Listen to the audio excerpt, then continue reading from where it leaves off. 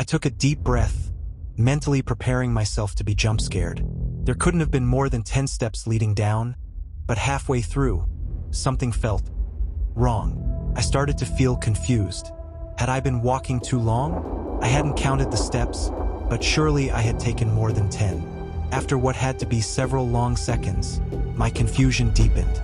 Had it really been that many steps? Or was the dim light playing tricks on me? Just as I was about to turn around and look back up toward the basement door, I reached it. Right when I was about to step through, it slammed shut hard. The sudden motion startled me so much that I stumbled backward, my heart hammering in my chest.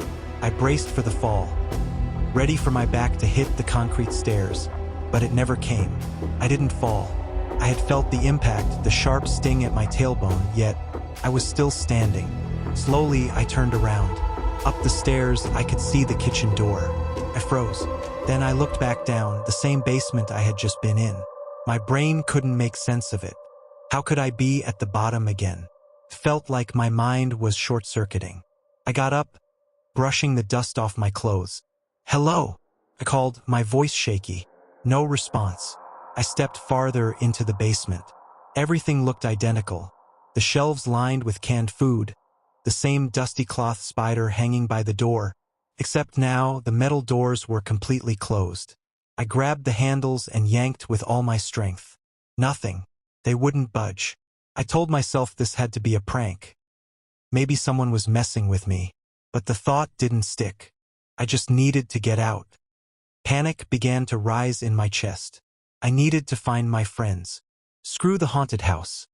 I'd rather be upstairs, drinking Jason's cheap beer and laughing about bad costume choices. I turned back to the stairs and bolted up 2 at a time. I hit the kitchen door hard. It swung open, and I nearly fell flat on my face. Except, this wasn't my kitchen. It was my neighbor's. The same fridge covered in magnets. The same little island decorated with tiny pumpkins. But no one was there.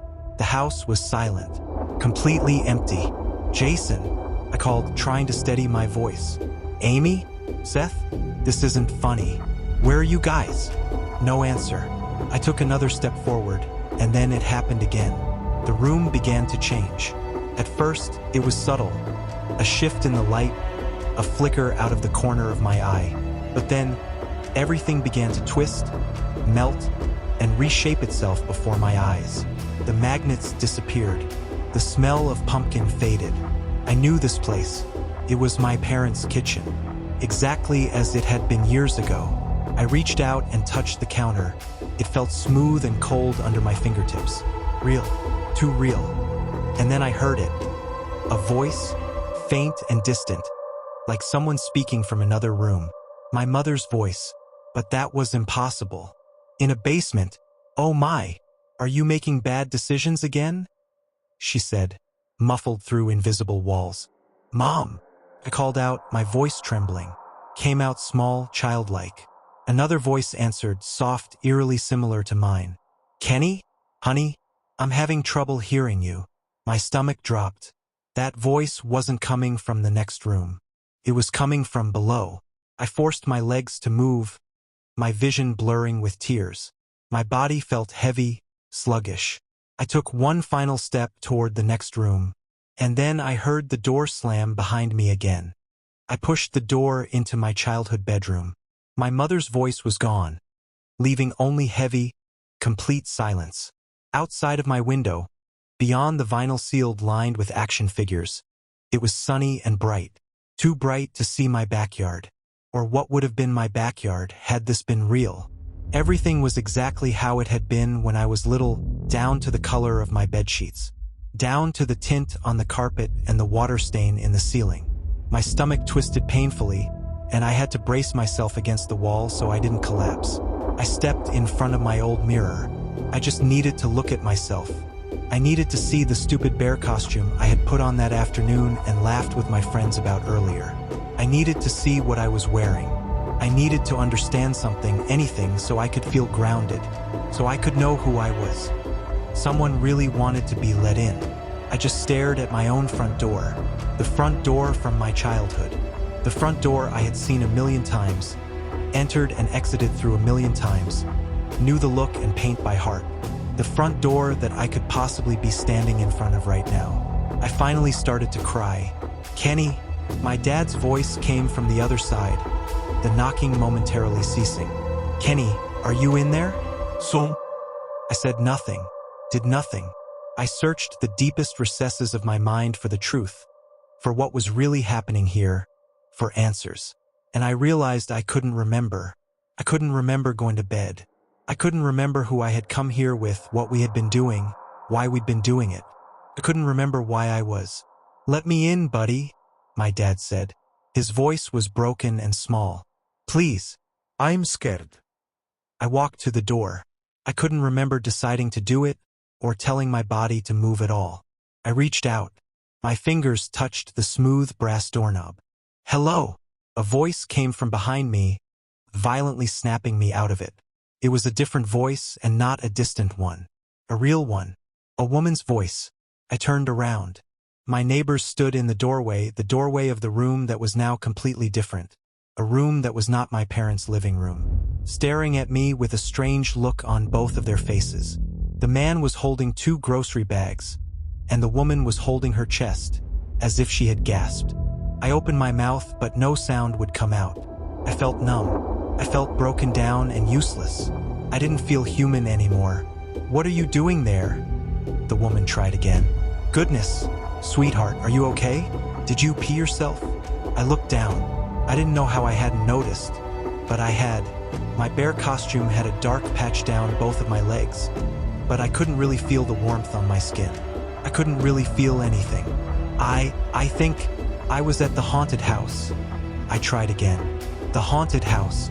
I was with my friends and we came inside, and the woman's face twisted too, into one of pity and confusion rather than alarm. Haunted house isn't until tomorrow, sweetheart. We're setting it up tonight. The woman stepped toward me. My heart began to race again, and it felt like at this point it might just explode. Come here, sit down. I can get you some fresh clothes. Okay? Who can we call? I shook my head again. I didn't want to sit down, I just wanted to get out of here. She was holding her hand out to me like I was a wild animal, something that might bite if she wasn't gentle. I looked back at the door. It wasn't my front door anymore. It was the inside of one I had never seen before. Without hesitating further, I yanked it open and spilled out down the steps, the cold night air enveloping me instantly. I slammed right into Jason. My friend laughed and slammed his hand into my back, and I flinched. Couldn't breathe, my vision was blurry. I tried to look around, tried to comprehend my surroundings. We were in the yard again, and it was Halloween. The same cheesy decorations hung from the trees. There were the same children giggling and teasing each other in the street, lugging around all of their candy. Dude, we lost you in there. Are you okay? He looks like he's seen a ghost, Amy said. She was eating another lollipop. Everything came flooding back to me all at once. I don't blame you, Seth said, smiling at me, showing me his fake vampire teeth. That guy with the chainsaw was actually pretty terrifying. I'm glad we went. I didn't know what to say. Had any of it been real? Had they seriously not experienced anything that I just had? Or was this some kind of trick too? He's speechless, Amy joked, but she looked a little worried. Come on, man, let's get to that party. A beer will fix you right up. I nodded, forcing a smile. I didn't want to tell them. I didn't know which was worse. If it really had happened, or if it hadn't. I never told them what happened to me. Now it's Halloween again. I can hear the kids outside, already lined up in front of the neighbor's haunted house, eager to go in. I've been dreading this day all year, but I had been prepared. I had nearly convinced myself it was okay, that it really was just a weird hallucination, or maybe some kind of joke that I was never let in on. But this morning, my mom called me. I didn't pick up. Something felt off about it. And then she called me again, and again.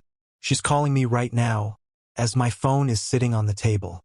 And I swear I'm starting to hear knocking at the door.